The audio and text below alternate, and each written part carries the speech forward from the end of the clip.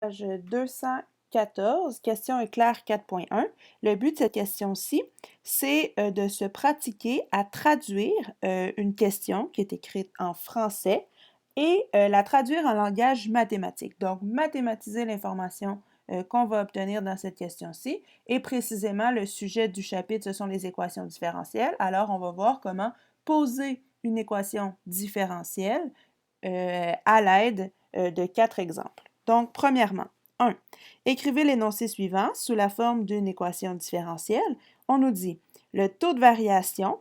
Donc, si déjà je vois un taux de variation, je sais qu'il y a le concept de dérivée qui va intervenir. Et c'est le taux de variation de l'aire d'un cercle par rapport à son rayon. Il est proportionnel. Donc, proportionnel, c'est le mot qui m'intéresse ici dans la question, puisque c'est ce qui va me dire comment lier mes différentes variables.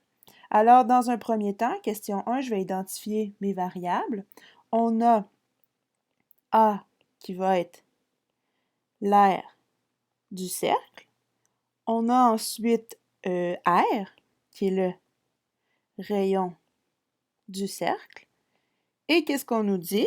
Bien, on nous dit que le taux de variation de l'aire, donc la dérivée de l'aire, par rapport à son rayon, est proportionnel. Donc, si c'est proportionnel, ça fait intervenir une variable qu'on a appelée K, qui va toujours être K, qui est un élément des réels et qui représente la constante de proportionnalité entre deux choses. Et ici, la deuxième partie de l'équation à droite, c'est proportionnel à quoi? C'est proportionnel au rayon.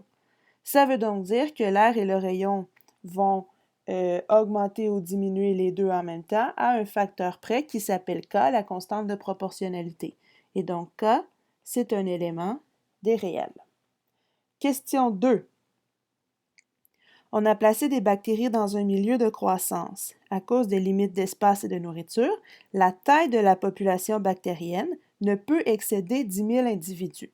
Le taux de croissance, donc taux de croissance, déjà ici, je pense à dériver. Le taux de croissance de quoi? De la population bactérienne est proportionnel. Encore une fois, on retrouve notre proportionnel et cette fois-ci, c'est proportionnel au produit de la population à l'instant T et de l'écart entre la population maximale et la population à l'instant T. Alors ici, je vais avoir deux autres variables à définir. Je vais dans un premier temps avoir, la variable P qui va être la population de bactéries. On a T qui va représenter le temps. Et on va avoir encore une fois K, notre constante de proportionnalité. Alors ici, notre taux de croissance de population, ça veut donc dire la dérivée de la population par rapport au temps, donc par rapport à dt, est proportionnel, j'ai ma petite constante K qui apparaît, et c'est proportionnel à un produit. Donc j'ai besoin de deux choses. La première chose, c'est la population à l'instant T, donc fois P. Et la deuxième chose, on nous dit que c'est est proportionnel à la population à l'instant T et de l'écart entre la population maximale et la population à l'instant T.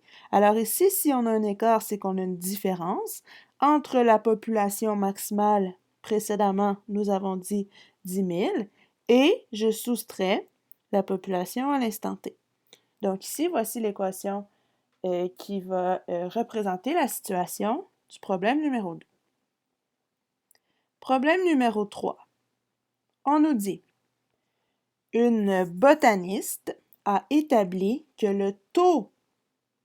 un taux, encore une fois, on pense à une dérivée, un taux de propagation d'un champignon microscopique qui s'attaque à une certaine variété d'arbres dans la forêt est proportionnel, encore une fois, proportionnel à la racine carrée du nombre d'arbres déjà atteints et inversement proportionnel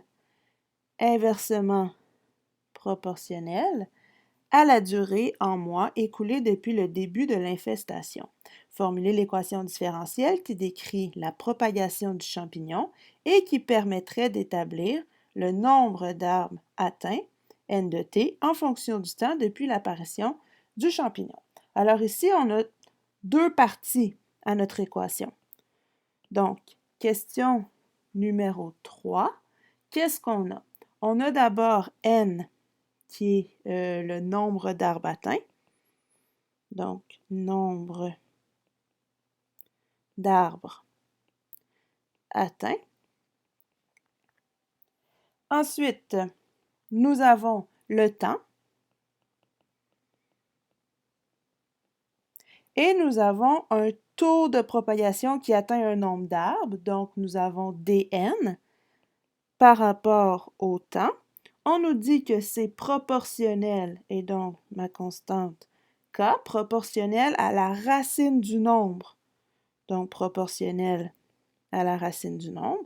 Alors, j'ai encore que mon nombre d'arbres atteints va varier dans le même sens que la racine du nombre, mais nous avons aussi que c'est inversement proportionnel à la durée en mois. Si c'est inversement proportionnel, au lieu d'avoir la multiplication par notre constante k, nous allons diviser par le temps, de sorte que le nombre et le temps vont varier en sens inverse.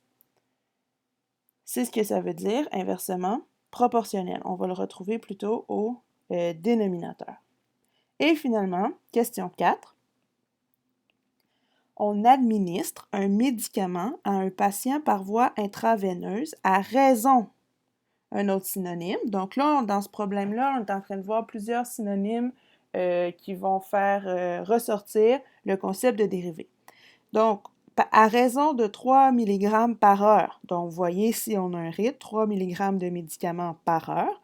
Le médicament s'élimine naturellement du corps à un rythme proportionnel à la quantité présente. Alors, première variable que je vais identifier, c'est Q, et ça va être la quantité de médicaments. Et naturellement, nous avons notre temps. Le temps va être souvent la variable indépendante. Qu'est-ce qu'on nous dit? On nous dit formuler l'équation différentielle décrivant l'évolution de la quantité Q du médicament dans le corps en fonction du temps. Et donc, si on a deux petites choses à considérer, il faut considérer que la variation du médicament, donc dQ sur dt, dépend dans un premier temps de la quantité du médicament qui va entrer par rapport au temps, moins la quantité de médicaments qui va sortir de notre corps par rapport au temps. Donc, si on a la différence, en fait, d'une variation de quantité de médicaments qui entre et on soustrait la quantité de variation qui sort. Et donc, ce qui entre moins ce qui sort va nous laisser ce qui reste dans le corps.